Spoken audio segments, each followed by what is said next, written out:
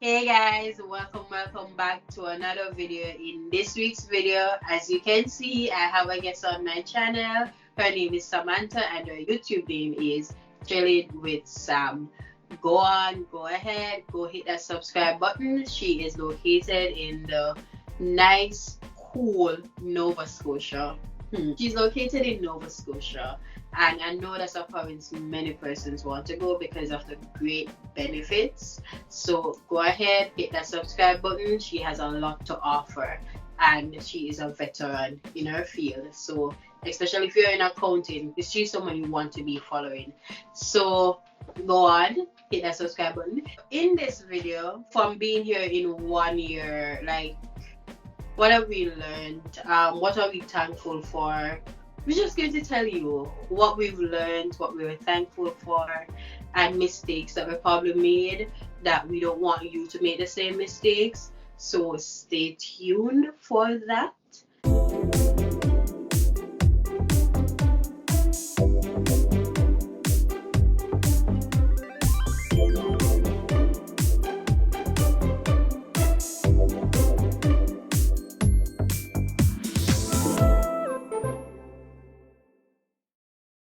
What are some of the things that you're thankful for?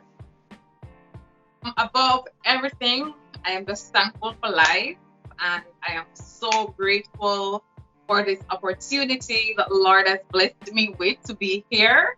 And I don't know, but I don't think it would have been possible without Him, despite me going about it, because there's nothing possible without Him. So the sacrifices that I make to be here, like it takes a lot to empty your entire savings to like go to a new country and to start your life all over again.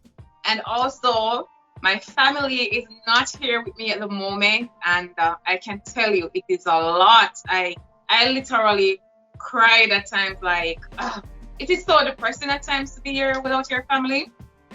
And guys, my son is only 2 years old, but I'm hoping that they will join me here soon. And despite of that all, like this is something that I wanted to like take on for the longest while, and I couldn't find the courage. And I remember when my friend is in Manitoba, Andre, he said, Sam, I am not in Jamaica. And I was like, wait, what you mean you're not in Jamaica? I was like, yes, I am in Canada. And I was like, what you mean you're in Canada for good? Are you visiting? And then it was like, I'm studying. And I was like, I'm so happy for you. And then he told me that in early December, and by the middle of December, I started to searching for school and all of that. And we were like, we're not going to use a consultant. I don't have the money to use a consultant. Like that money that I would be using to pay a consultant, I would save that to take to Canada with me. And we're like, okay, we're gonna have to do a lot of research. Aldria, I must be honest with you.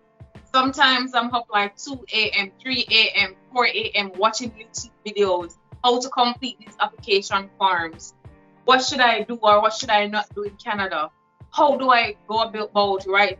I think it took me like probably 4 months to write my letter of explanation, to be honest. And even up to the day that I was submitting, I was changing things because there is so much information out there. And the more videos at one point in time, I was like, okay, I'm not going to watch any more videos because every time I watch a video, I keep on changing stuff.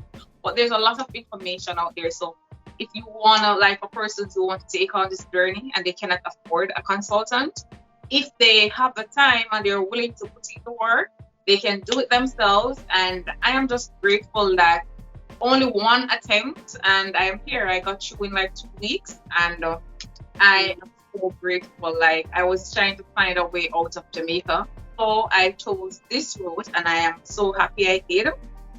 And I am looking back. I am here since August 22nd. It has been 4 months, and one semester is already done. And I was like, didn't I just get here like yesterday? Like it is running so fast.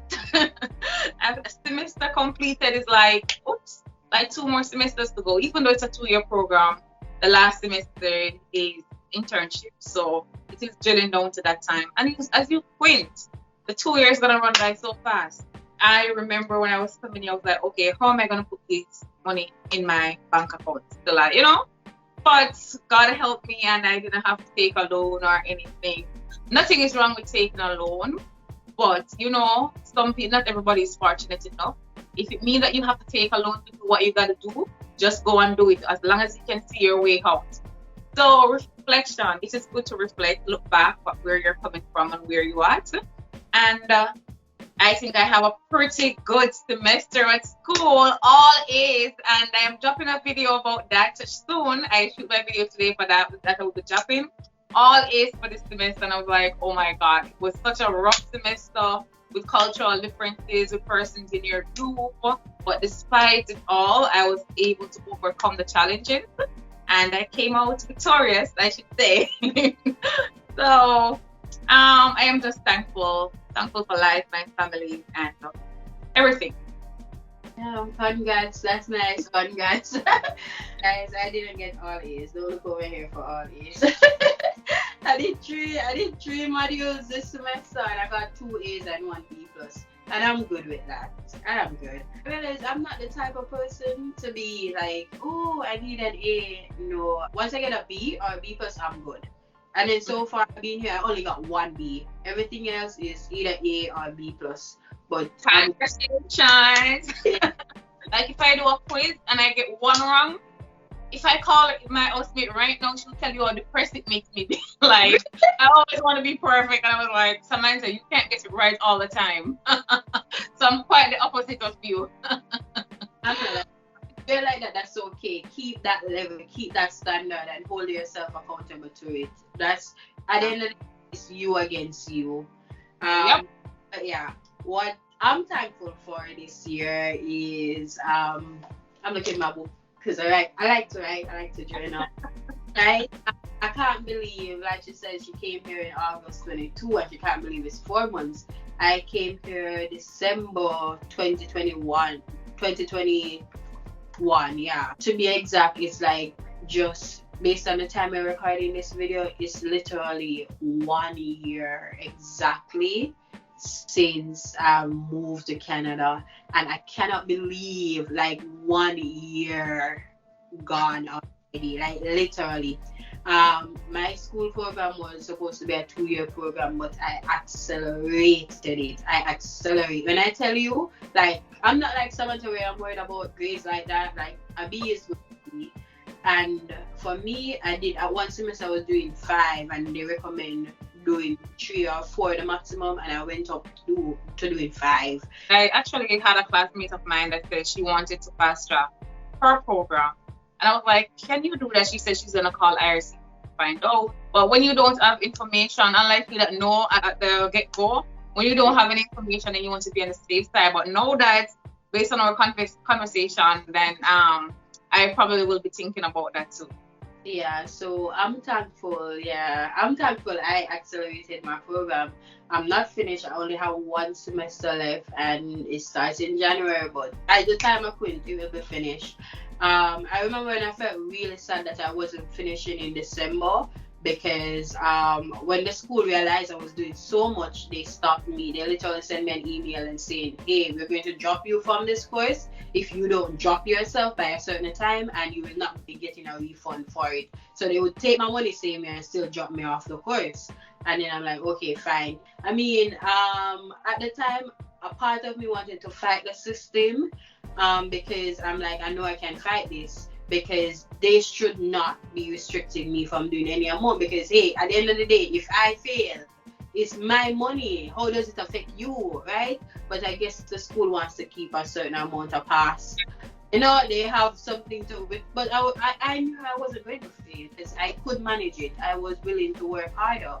I'm thankful, even though I thought I would be finishing now, but you know, I'm finishing next year. By the only 1 semester to go, so I'm thankful for that. I'm also thankful because the pain, the gains, the loss, I'm thankful for those, because a friend of mine said to me, Canada will break you before it makes you. And I'm here to tell you, living testimony, Canada broke me. It brought me down to a level where I was like, okay, God, I cannot do this anymore. you take control. I had to, I spent a time, I think it was during the time when I stopped posting on YouTube for a little while. I took the time to go back in prayer to say, you know what, God, I can't do this mentally. It's so much, it's too much, right? And I had to go back to the drawing board and replan, reschedule, plan out my life, like how I can do this, how I can make everything work, because Canada will break you before it makes you. So I'm thankful for all the lessons I've learned throughout the year, that I have been able to be completely transparent. I've been able to come on here. It's not easy to be brave, to tell people your life, right? Like, hey, I'm doing this is not working, or hey, I made this mistake, please don't make this mistake. Don't take it as granted that I come on YouTube and talk about why I left Jamaica, why I did certain things. It took guts to come out here and do this. Up until this day, I still have people that were good friends in Jamaica that said all sorts of things about me because of a video I did.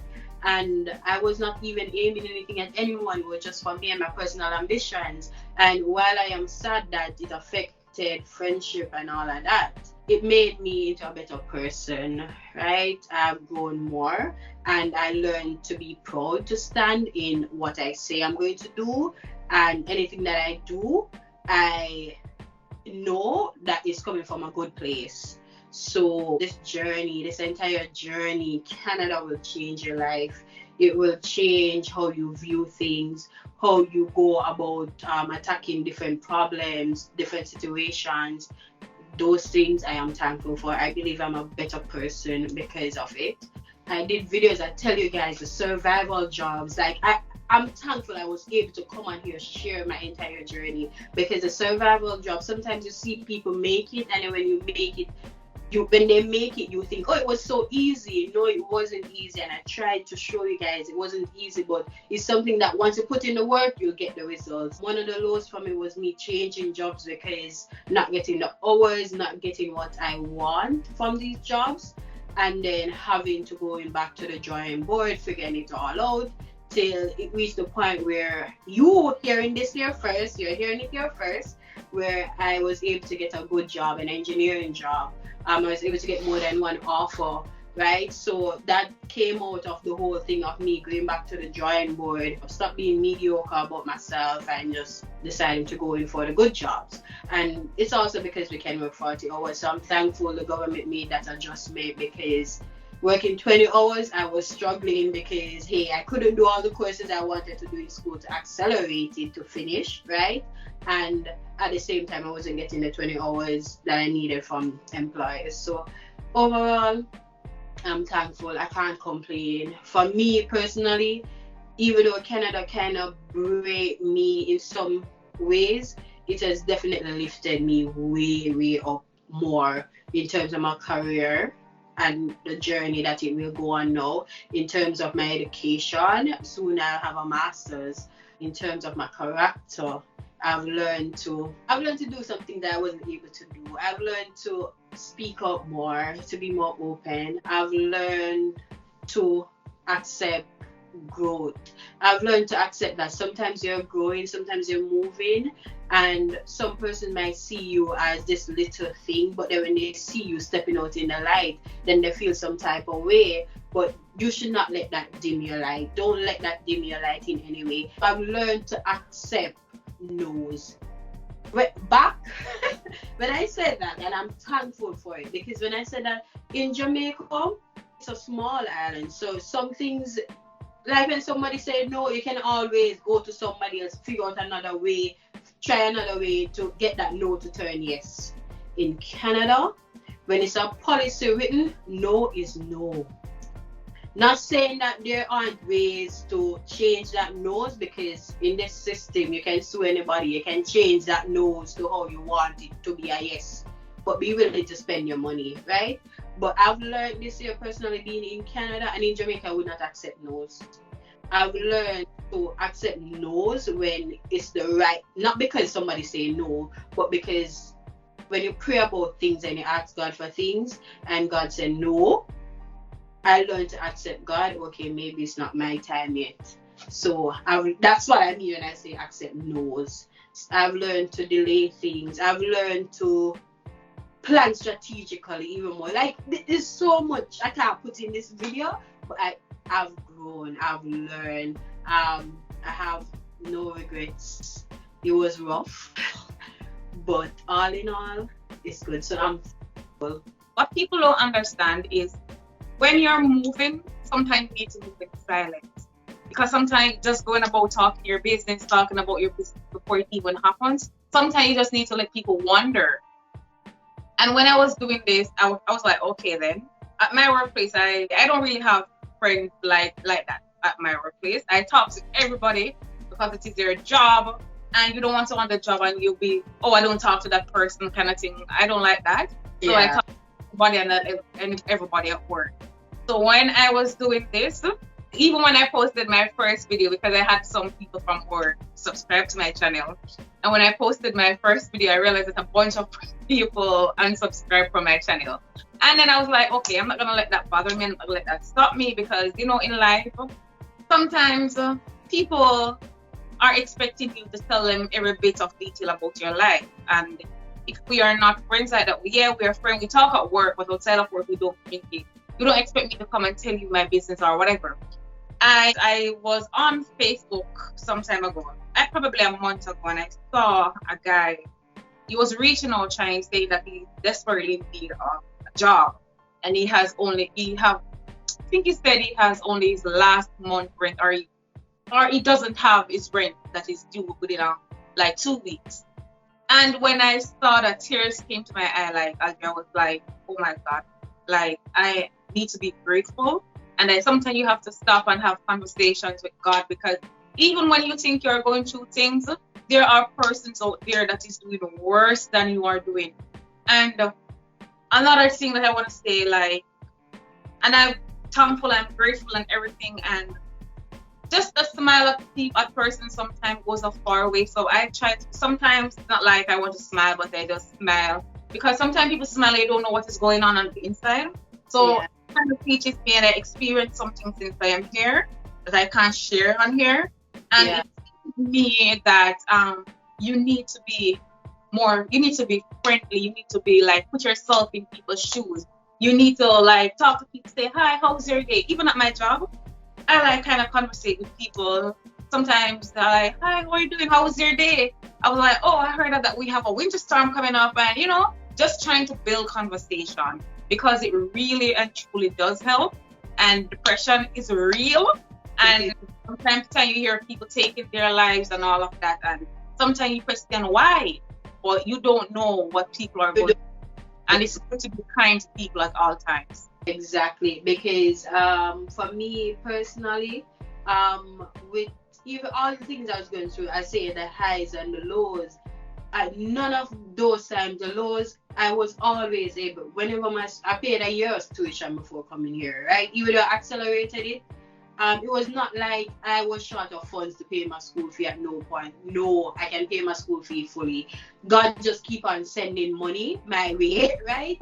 So even though I was working, I could pay my school fee. My husband is working, so he buys food, he pays the rent. It's not like I was short of money to pay my bills or anything. I was even not working, and I was still out doing shopping. When I feel for anything, I shop.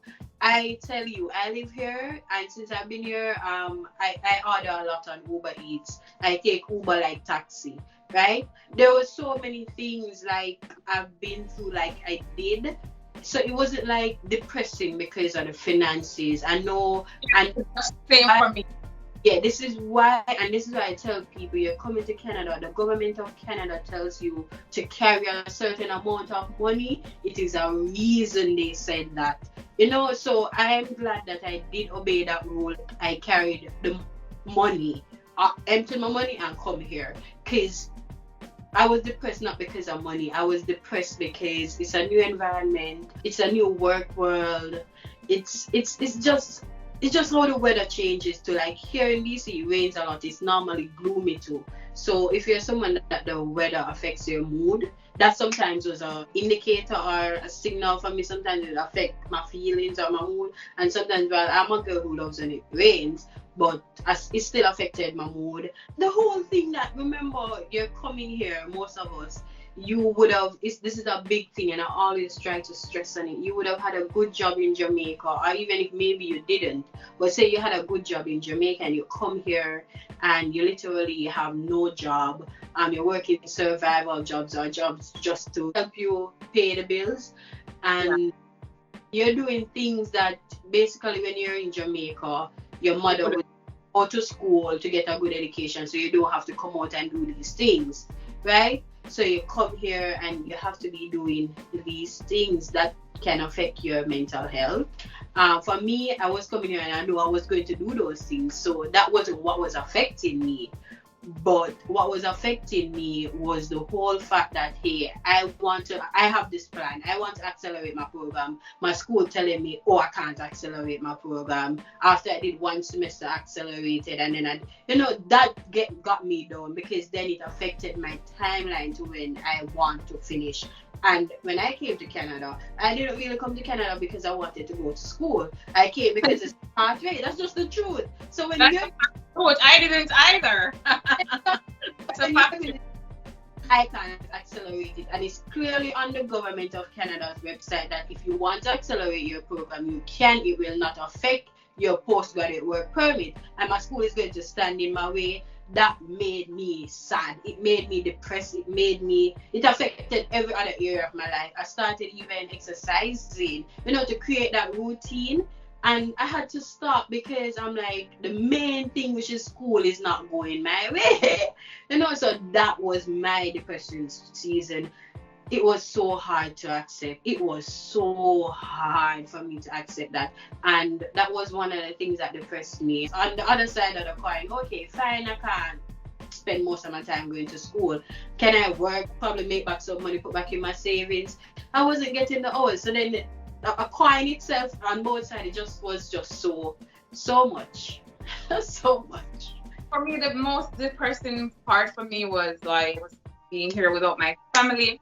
And the processing times are like so long. There were moments like I'll just stay in my room the entire day and I will cry. I think I lost probably close to 20 pounds since I got here. I'm not exaggerating. Like us, I gained because I be eating. That's what I'm quite the opposite of you. Like, even I realized that I don't really do breakfast here. I was saying to my friend this morning, no, I understand what my mother meant when she said, like, oh, if I was living by myself, I wouldn't even bother with the food. Because I just eat when I feel like. Sometimes I'll be laying in my bed and sometimes I feel so hungry. I'm just too lazy to get out of bed. I am getting better and I'm just praying and just keeping the faith that all will work out. I like always feel that God's timing is perfect, and sometimes you wonder why and you question him and you will say, but trust me, there's always good thing. It's perfect. It is perfect. God's timing is perfect. When you're moving to Canada and you're coming here,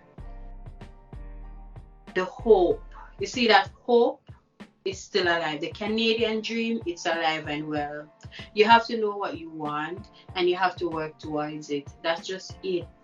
You can't be lazy. For real, when you're coming to Canada, you can't be lazy. Laziness will not work.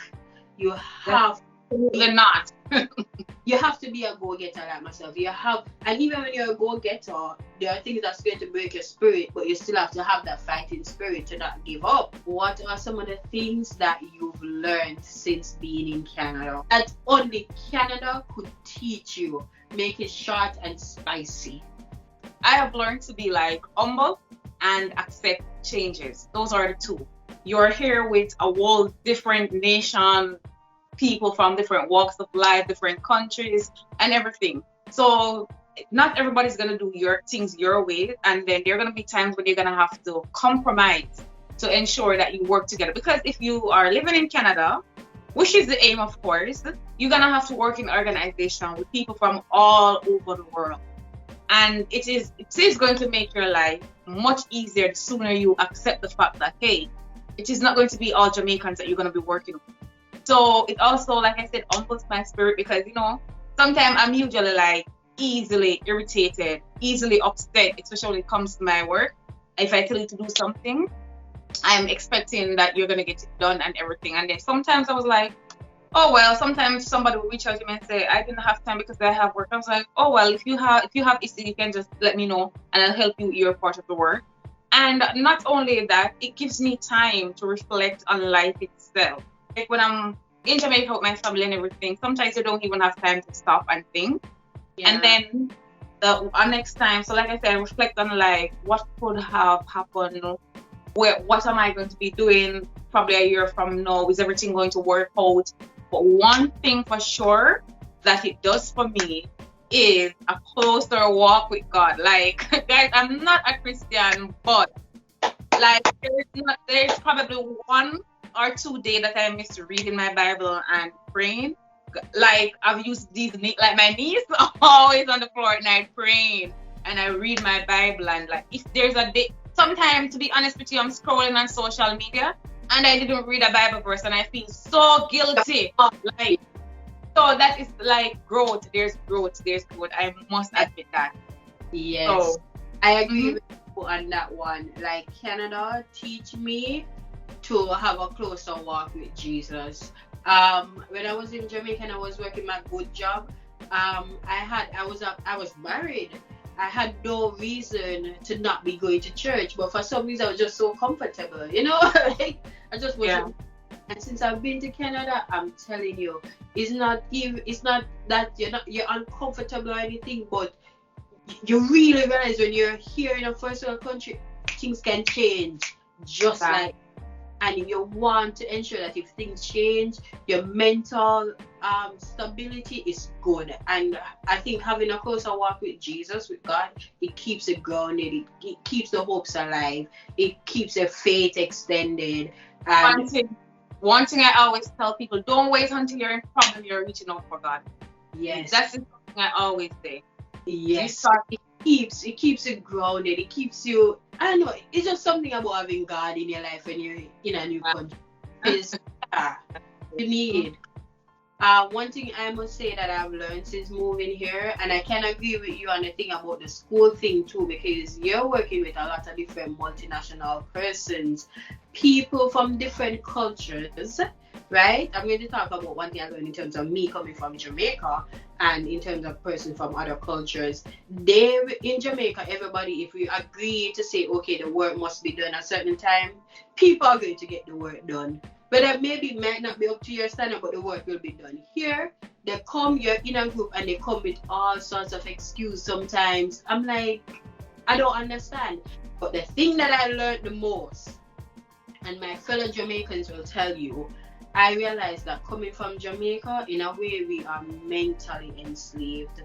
When we moved to this first world country, that's when I realized how mentally enslaved we are in Jamaica. You see, when it comes to doing presentations, I don't know if you notice it, but many persons from different cultures will wear a sweater and just the pants.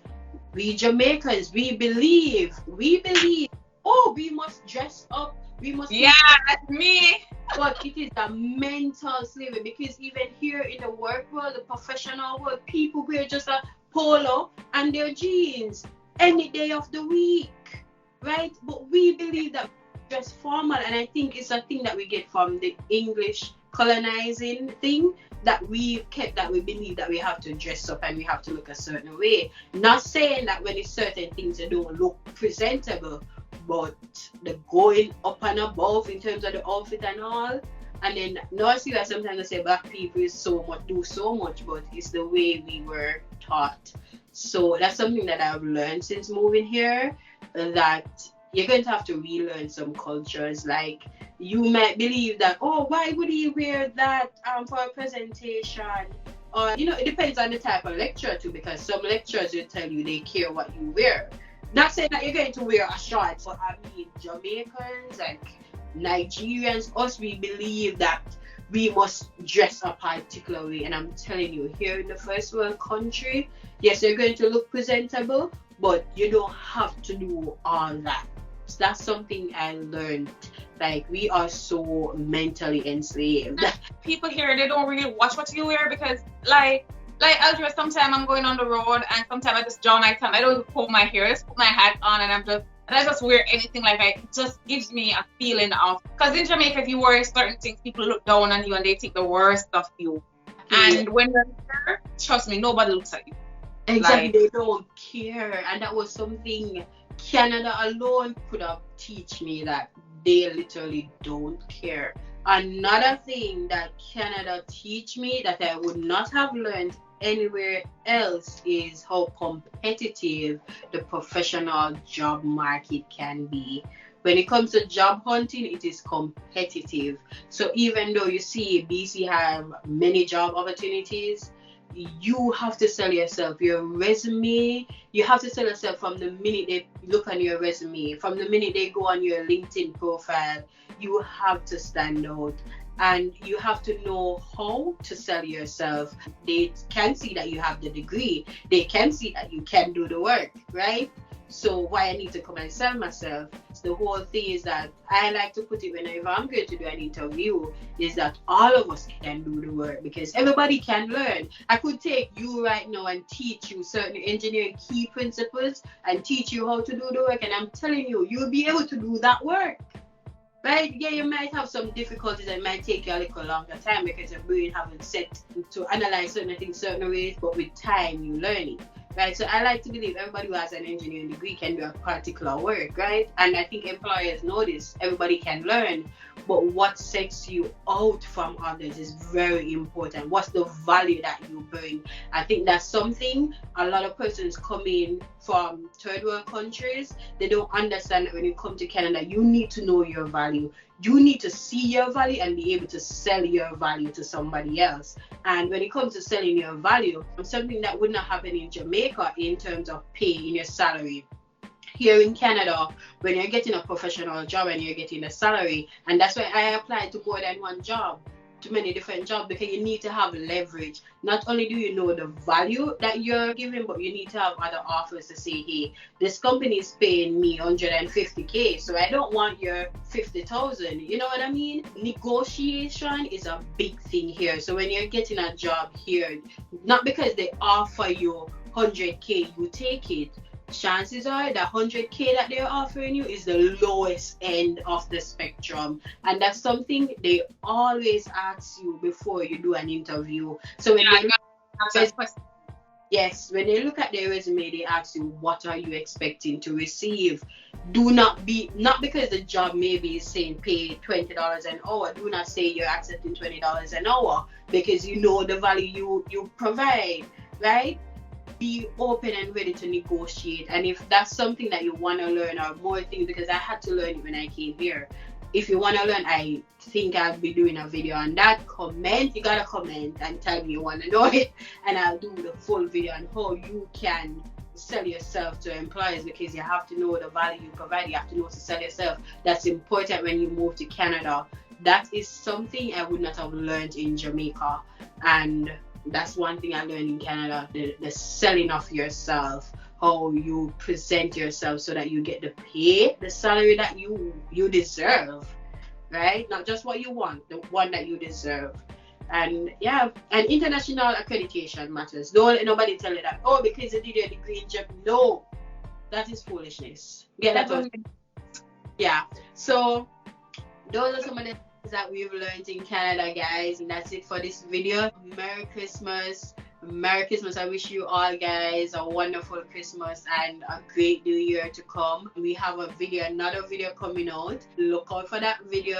We are asking each other some questions and we're being completely honest. Look out for that video. It will be the next video on my channel. All the best to you for your Christmas and the new year. That's it. All the best, guys. Thank you so much. Bye.